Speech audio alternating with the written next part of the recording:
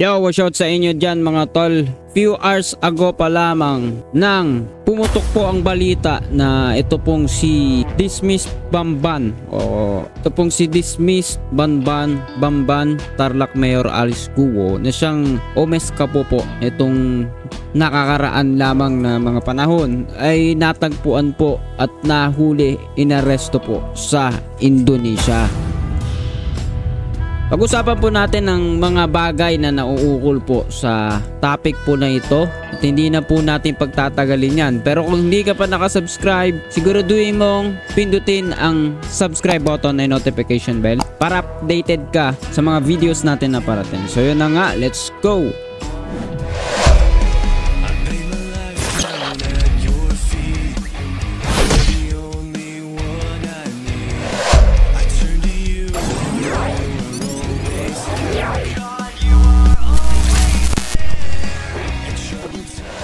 So yun nga mga tol, bago po natin umpisaan ang lahat ng yan, ay panoorin po natin kung ano yung iniulat dito kaninang umaga sa GMA. Alice Guo, ang nasuspending mayor po ng Bamban, Tarlac.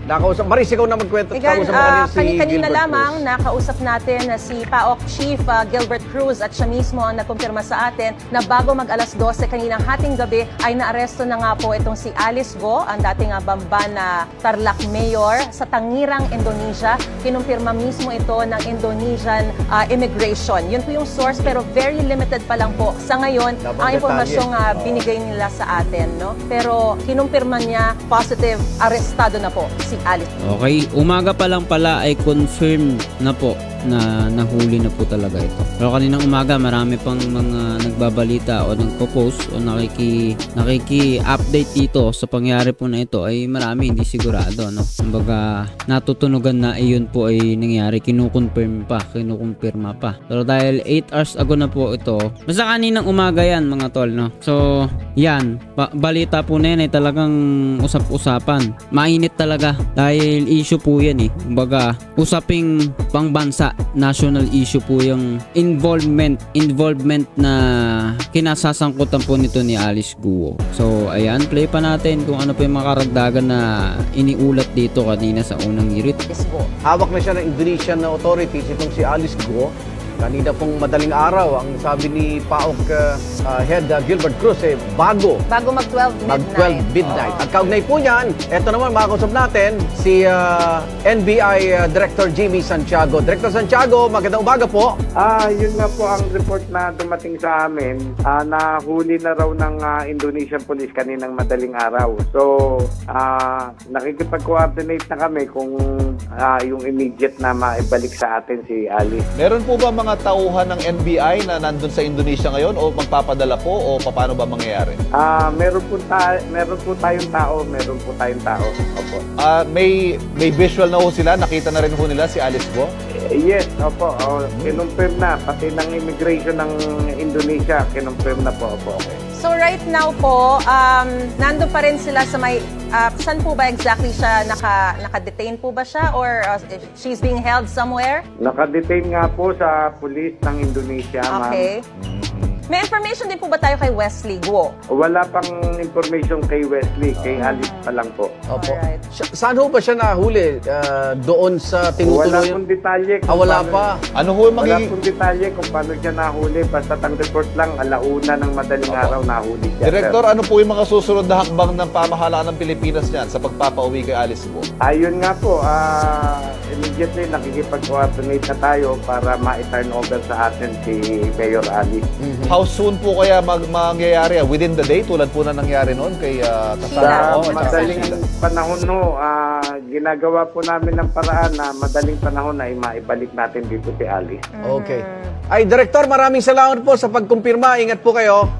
Maraming salamat din po. NBI Director Jimmy Santiago. At kaugnay sa pagkahuli kay Dismissed Mayor Alice Guo, umakausap natin si Gilbert Cruz ng Presidential Anti-Organized Crime Commission of PAOK. Good morning. Okay, so yan mga tol ang binalita sa unang hirit kanina, no? Sabi nga dito sa comment, no, dahil daw magdi-Disyembre na, no, Christmas will bring you home talaga.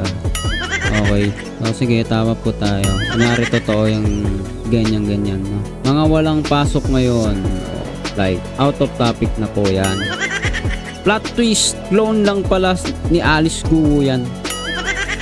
So, sabi nila baka daw kopya lang yan kasi medyo na iba nga daw po yung muka ni Alice Guo doon. Siguro dahil walang salamin at mas natural, baka walang makeup o something. Pero gayon pa man, marami rin nagsasabi ay imposible na hindi mabe-verify yan. Mabe-verify po yan, may mga biometrics like fingerprints and etc. So hindi basta-basta yung sinasabi nila na clone na yan. Medyo dehins kayo dyan. Dehins tayo dyan sigurado dahil mayroong biometrics, dadaan po sa mga proseso pa yan. Bukod sa kamukha siya ha, kung kopya lang yan ha.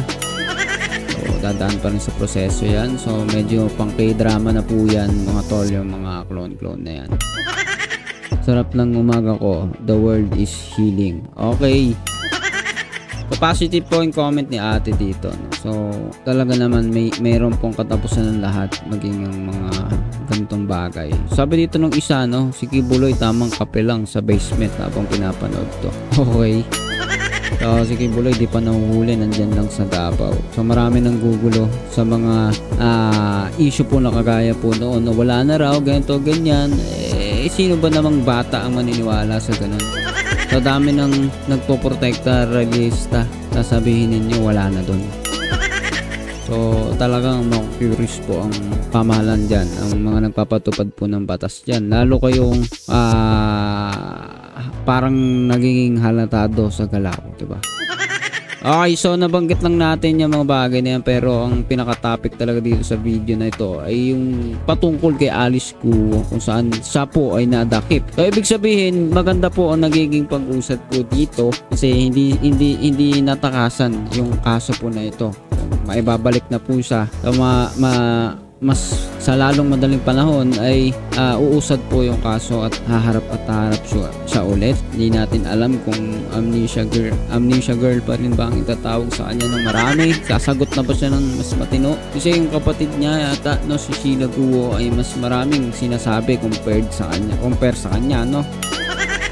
Anyway, yan na nga yung mainit ko na balita kanina pang pinag-uusapan. Pero syempre, tignan pa rin natin tong isang bahagi dito, no? May vlogger po dito, no, sa TikTok na nagsasabi na bakit parang nakangiti. Alice Guo nahanap na at naaresto sa Indonesia. So ito yung mga pictures niya nung inaresto siya sa isang hotel sa Indonesia. Ayon sa PNP, na aresto si Alice Guo dahil sa kanila, sa koordinasyon nila with Indonesian police. Naaresto siya kagabi, September 3, sa isang Indonesian hotel.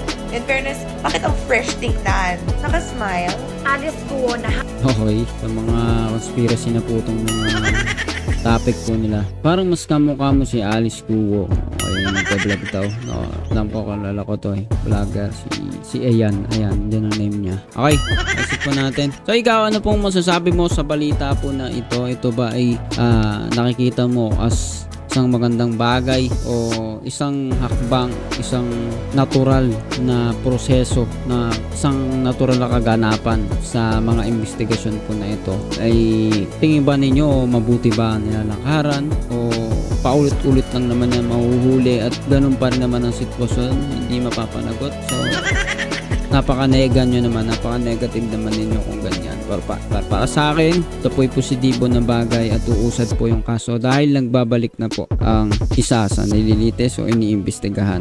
So, ikaw, ano masasabi mo? Comment down below. Usapan natin yan sa comment section. Sabi nga nung isa doon kanina, the world is healing. I believe meron pong mananagot, meron pong mai-exercise na batas dito dahil naibalik po yung isa sa malaking pangalan na involved dito, na may posisyon pa po sa gobyerno, no? So dumadami po yung mga nagiging haka-haka dito na ito'y magkakakonekta itong mga nagpapasok sa pogo sa bansa natin, kumakampi sa bansa na umaapi sa mga kababayan natin na maagaw ng karagatan ng Pilipinas. Ay lahat ba yan ay talagang konektado? So lahat ng yan pwede natin pag-usapan dyan. Comment down below and huwag kalimutan i-hit ang subscribe button and notification bell para updated ka sa mga videos natin na parating pa, no? See ya ulit sa susunod na video.